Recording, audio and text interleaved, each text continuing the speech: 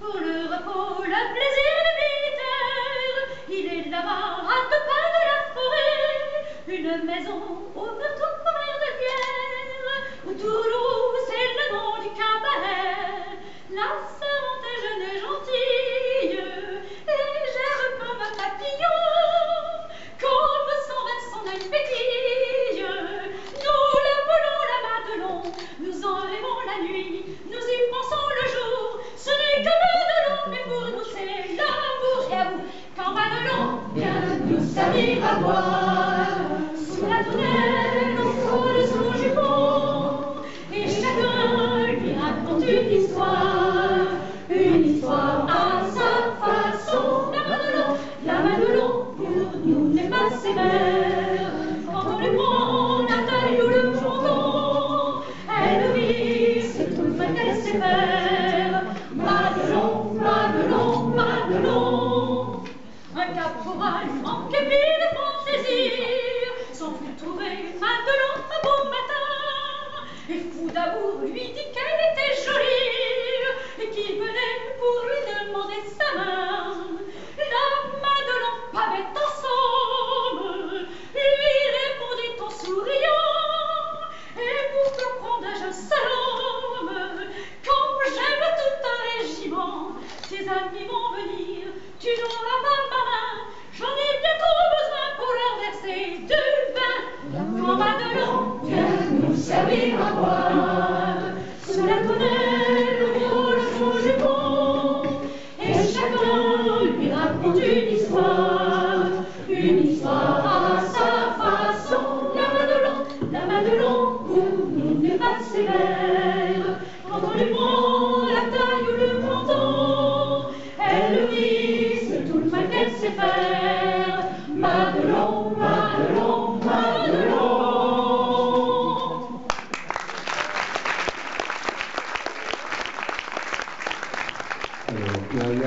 La réponse est à la fois simple et compliquée. Il faut bien se rappeler que les États-Unis sont un pays qui s'est construit sur une immigration européenne massive, et que lorsqu'on regarde les statistiques démographiques des États-Unis en 1914, un Américain sur 4 dont les parents sont tous les deux nés à l'étranger est allemand d'origine.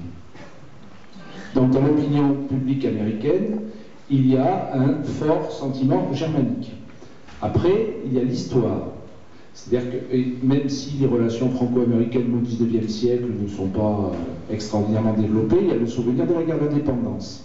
Donc il y a une partie des élites du nord-est des États-Unis qui est plutôt philo-française. Et puis il ne faut pas oublier qu'il y a eu des positions curieuses de Napoléon III, enfin curieuses, de Napoléon III pendant la guerre de sécession aussi, qui était plutôt pro-sud. Donc tout ça fait que les choses sont un peu compliquées, et puis la doctrine des États-Unis en matière de politique étrangère, depuis le début du XIXe siècle, c'est la doctrine de Monroe, depuis les années 1820, l'Amérique est aux Américains, et l'Europe aux Européens, et les Européens n'ont pas à s'occuper de ce qui se passe en Amérique, et les Américains n'ont pas à s'occuper de ce qui se passe en Europe. Donc si vous voulez, l'entrée en guerre des États-Unis, c'est quelque chose qui se fait progressivement, au fur et à mesure que l'administration Wilson à Washington commence à se rendre compte qu'elle a plus à perdre si c'est l'Allemagne qui gagne la guerre que si c'est l'entente, et puis parce que progressivement, il y a un courant de sympathie pour les démocraties. Alors, les États-Unis vont rentrer en guerre aussi. L'épisode du Lusitanie. Parce que il y a eu certains événements qui ont beaucoup ému l'opinion publique américaine. Il y a eu le Lusitanie en mai 1915 au large de l'Irlande avec plusieurs dizaines de victimes américaines. Et puis, ce qui a précipité les choses, c'est l'annonce en janvier 1917 par l'état-major allemand de la guerre sous-marine à outrance, qui fait que les Allemands ont indiqué qu'ils couleraient tous les navires, y compris les navires neutres, dont ils soupçonnaient qu'ils puissent travailler pour l'Entente. Donc à partir de 1917, il y a commencé à y avoir des menaces claires sur le trafic maritime américain. Les Américains ont dénoncé le blocus allemand, et puis ensuite il y a eu, en février 1917, fin février 1917, il y a eu l'affaire du télégramme Zimmermann. Oui. C'est-à-dire que les services secrets anglais ont intercepté des télégrammes allemands de Berlin destinés à l'ambassade d'Allemagne à Mexico.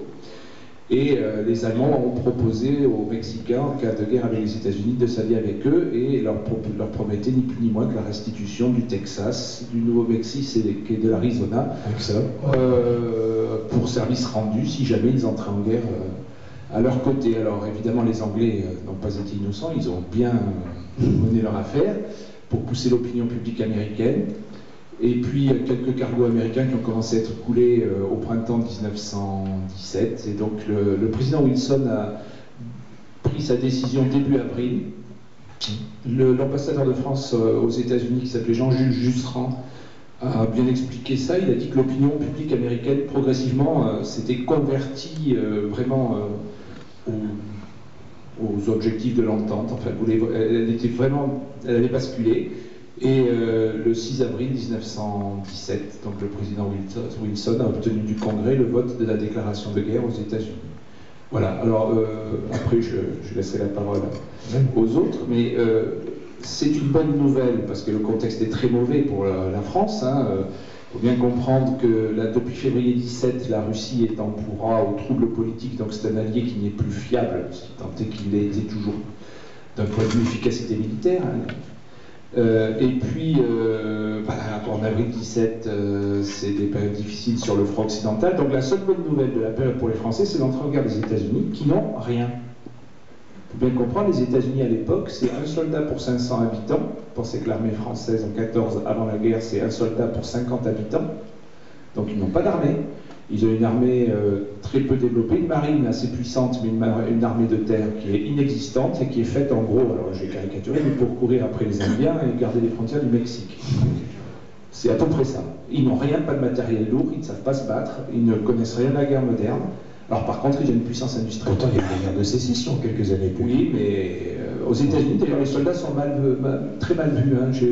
Je parlais de l'ambassadeur de France, Jean-Jules Jusserand, c'est assez amusant ce qu'il dit. Il dit qu'aux États-Unis, les militaires de carrière sont extrêmement mal considérés par la population. C'est des sortes de rebuts sociaux, dit-il, de gens qui n'ont aucun intérêt et qui font ça parce qu'ils ne savent rien faire. Personne ne sait ce que vont faire les Anglais.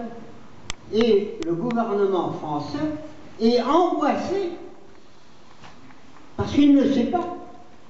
Et en particulier du point de vue maritime, si le Royaume-Uni n'entre pas dans la guerre, cela place la France dans une situation désastreuse par rapport à l'Allemagne.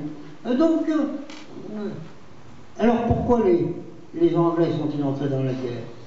Eh bien, pas du tout pour venir au secours de la France, avec qui ils avaient des sentiments cordiaux, mais simplement quand l'armée allemande, pour attaquer la France, est passée par la Belgique. Et cela, le Royaume-Uni, l'Angleterre, ne pouvaient tolérer que les Allemands occupent la Belgique. C'est donc la raison pour, et en particulier avec le port d'Anvers, voilà qui n'était pas possible d'accepter pour l'Angleterre. Alors, maintenant, je disais tout à l'heure qu'il ne fallait pas confondre les origines de la guerre et l'entrée en guerre. Ou bien, l'entrée en guerre est d'une simplicité, si j'ose dire, évangélique. Pendant longtemps, on a dit « Oh, l'attentat de Sarajevo, ça n'a pas d'importance. » Mais si, c'est bien à cause de l'attentat de Sarajevo que la guerre a éclaté. Vous vous rappelez ce qu'est l'attentat de Sarajevo? Un jeune nationaliste serbe,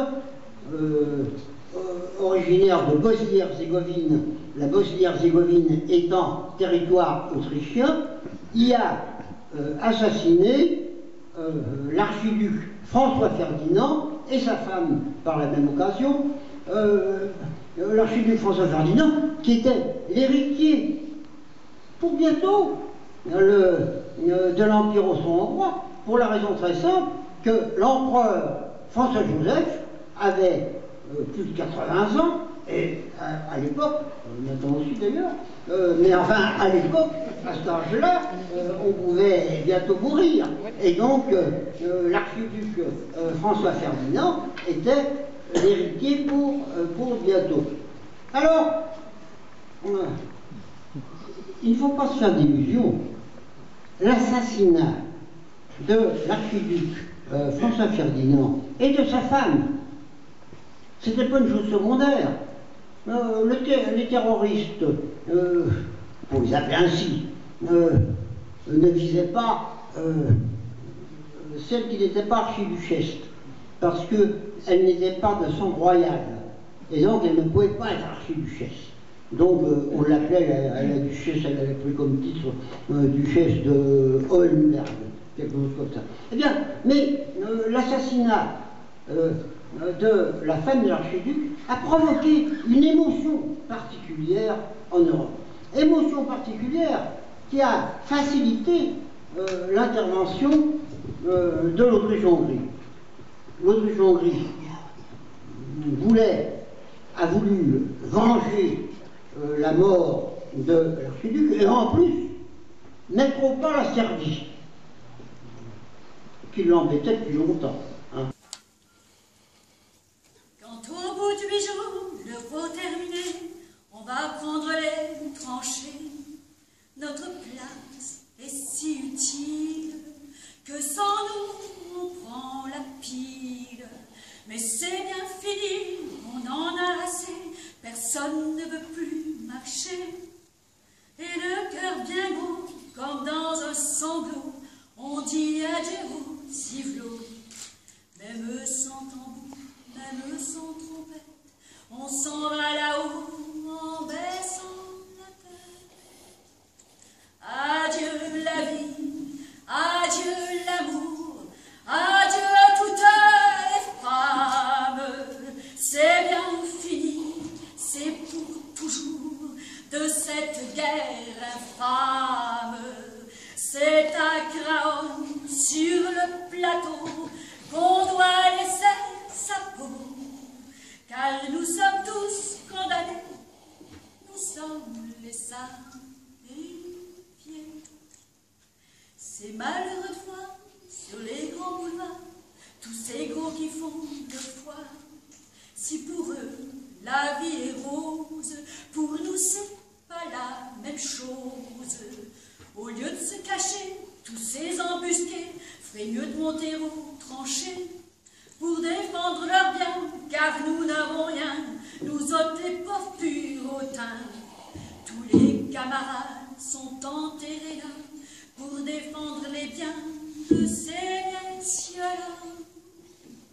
Adieu la vie, adieu l'amour, adieu toutes les femmes. C'est bien fini, c'est pour toujours de cette guerre infâme. C'est à Craonne, sur le plateau, qu'on doit laisser sa peau, car nous sommes tous condamnés, nous sommes les sacrifiés. 8 jours de tranchée, 8 jours de souffrance, pourtant on a l'espérance que ce soir viendra la relève, que nous attendons sans trêve.